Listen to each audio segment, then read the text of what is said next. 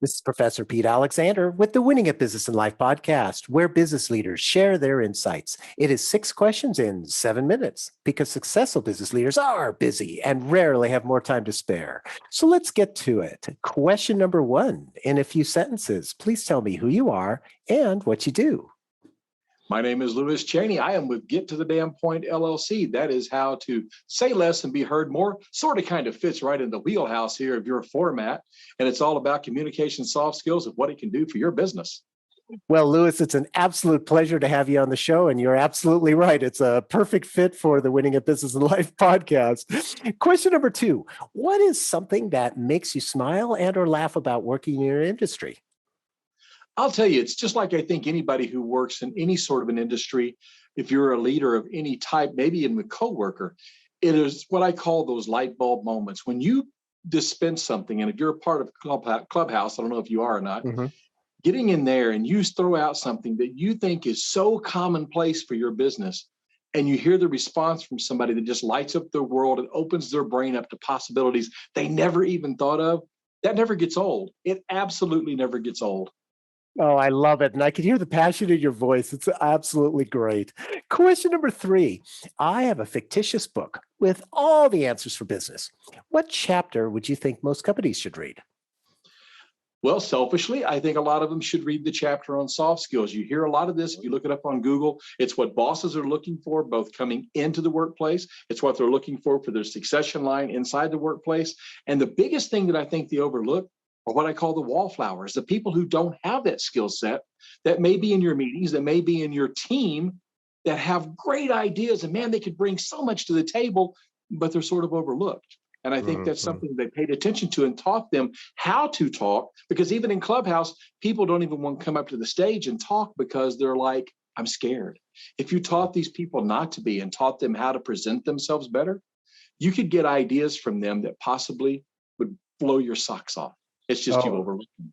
Absolutely. And it's so true because, when people just stay quiet, you think, well, how come they're not participating? Well, that's why they say there's introverts and extroverts. But I've seen it in many, many cases where introverts who have the confidence, they will contribute very insightful comments to the meeting. And you just have to figure out a way to tap into that, right?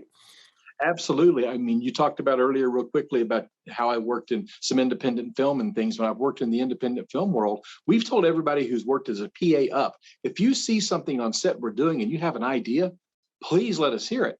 We may not take the idea, but we certainly won't if we don't hear it. Love it. Love it. Question number 4. Other than the generic work harder, have a great attitude, and care for customers, what advice or insight would you give to other business leaders? This one is an easy one for me because I've actually been in this situation. Stop looking at that piece of paper from a college they had, whenever that might have been. There are so many people out there who have what I refer to as a doctorate of experience. And you're overlooking that because you're looking at a piece of paper they might have had, in some cases several years old. But even coming straight out of college, as I do, coming out of that, you're not going to know everything. It's all the on-the-job training stuff that you get. And I actually had a business one time, wanted to hire me, said I was perfect. I was a perfect fit for it, could do the job, but we want you to go get the degree. Spend 2 years getting the degree, pay your money, go to that. By the time I'd have gotten the degree, I'd been doing the job for 2 years. And I'm like, I don't think so, not just to get a piece of paper. And I think you're overlooking a great segment of the workforce that could be great for you because you're limiting yourself. Take a page out of Elon Musk's book. Don't worry about that. Look at the people, not at the paper. And I couldn't agree with you more. Even though I'm a professor, I tell you that there have been so many cases where I've seen students that didn't complete their degree, but went on to have just spectacular careers. And, if you're looking for a particular talent, the school of actually doing it is so powerful because the application of concepts as opposed to just the theory and memorization is what really counts. Is that what you've experienced as well? Yes, exactly. And right now I've got a son who's going in to be an ALS interpreter. He's learning sign language and he can do it well. The kid's got an eidetic memory.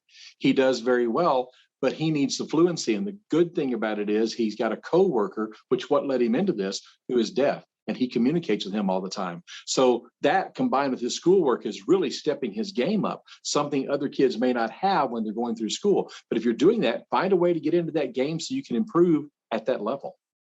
Great insight. Thank you so much.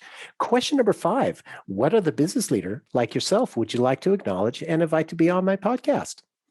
I will acknowledge a business leader, but I don't think they'd be on your podcast because I'm pretty sure it's not the thing they do. But I'm also, you may have looked up and seen that I'm a mentalist and magician, and I perform at a restaurant on a weekly basis. The owners of that restaurant are all family, and they have been doing this since the 1960s. They've had this restaurant in our area since the 1960s, almost 50 years now, and it's very successful. They have 3 of them, and I admire them. I really, truly admire them. And I look at them, and they even call the pizza place that I work in, it's like Pizza University, because they've taught other people how to do business that have gone and opened up even competing restaurants against them. But they teach and train that. And what better place could you work for than a business like that believes in that? And if you look on Clubhouse, you would find tons of people, I'm sure, who'd love to be on your show. But as far as a business person I admire, it's that family. I wonder if that's so great. And I totally agree with you. And what's the family name? The family name, you're going to put me on the spot here because it's going to skip my mind. It's like, God, you're asking me a question now that you hadn't asked me that question, I could have told you. And right now, it's Tom is the owner's name. I can't tell you the last name of the family because it's just gone. No worries. I'll go ahead and look it up. So not a problem. Sorry for putting you on the spot there because I got one of those things, man. Is my mind is just not there, and I feel bad that I can't come up with a Turner. Tom Turner. Thank you. It's the Turner family. Yay! Woo! I got saved. Perfect. All right. And our final question number 6. Please tell me about your first job. Oh, yeah. First job. Dude, I could have gotten rich in my first job.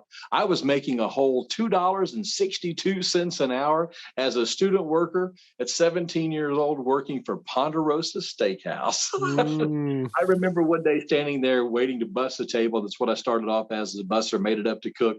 And there was a GM of some sort who was like a regional manager or something that came in. And as he passed by me and a guy that I just met that was a friend, he goes, "Gentlemen, y'all are doing a heck of a job holding that wall up." I'm like, thanks.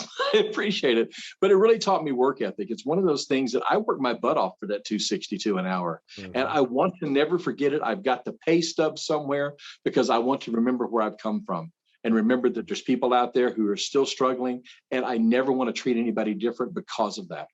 You know, it's so interesting that you say that because I remember my first job being a busboy, and yeah, it was $2.50 an hour, minimum wage, and you know, so yeah, so you were making a lot.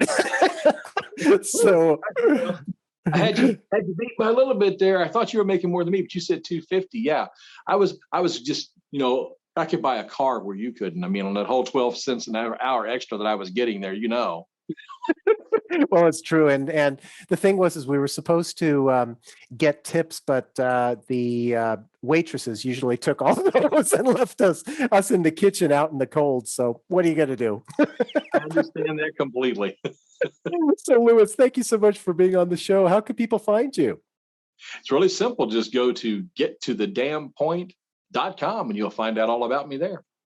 Perfect. This is Professor Pete Alexander with the Winning at Business and Life podcast. Get hundreds of amazing business insights from previous guest episodes on your favorite podcast app. Thanks for listening.